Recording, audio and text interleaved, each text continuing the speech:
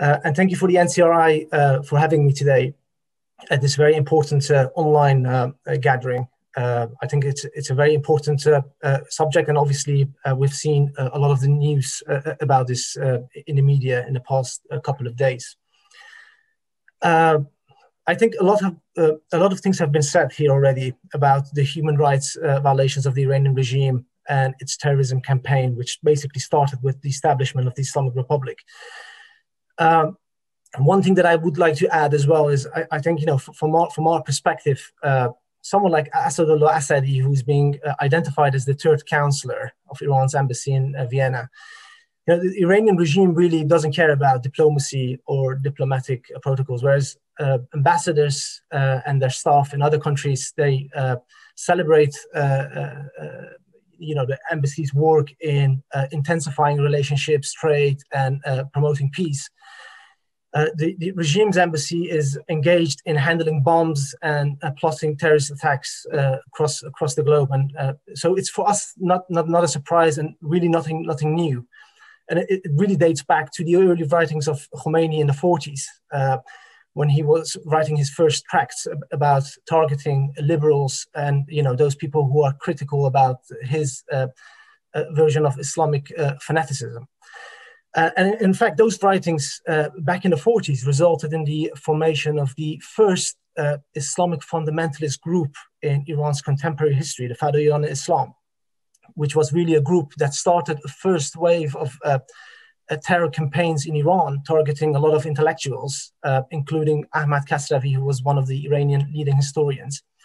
But that was also a very instrumental force in being a barrier towards Prime Minister Mohammad Mossadegh's policies for progression in the country. And that kind of wave of terror continues until really after the revolution against the monarchy in 1979, when the Khomeinis consolidated power.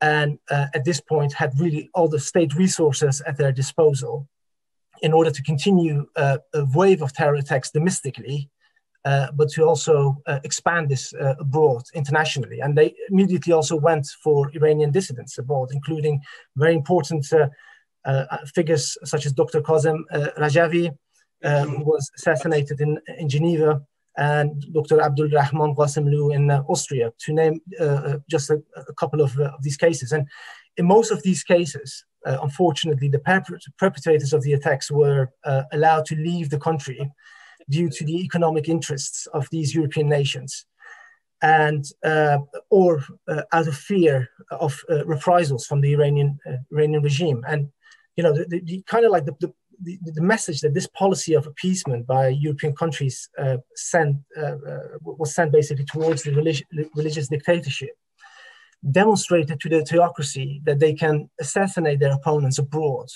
with impunity, and it encouraged them to carry on utilizing terrorism on European soil, as we see with this brazen bomb plot in 2018 that aimed to target the Iranian resistance annual gathering in Paris, with many high-profile officials from across the globe in attendance, including the President Trump's lawyer, Rudy Giuliani.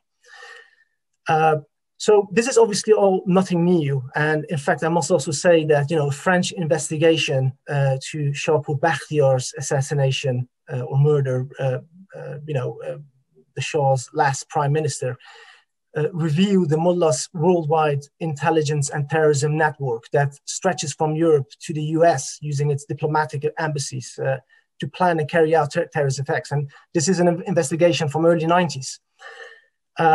So it's really important, I think. It's quite unprecedented that they have canceled the diplomatic immunity of Assadollah Assadi in this case, which is a good step, which should be commended. But they need to go further. I mean, this case of Assadollah just shows that this regime hasn't learned anything in the past 40 years and is continuing to plotting these type of attacks, and that the international community really needs to get together and adopt a unified approach in confronting the mullahs on these type of activities.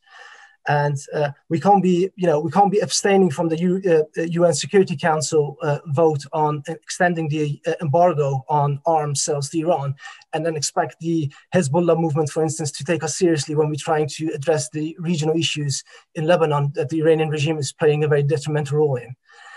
So yeah, I think, from my end, I think we did a lot of work on documenting the work on terrorism. I actually had the privilege of working with former MEP Paolo Kozaka on a report that we did on terrorism revisited. It's a book out there with a lot of case studies, including the case study on Iran. But this is all information out there, and hopefully world leaders will take note with this case in particular and act accordingly.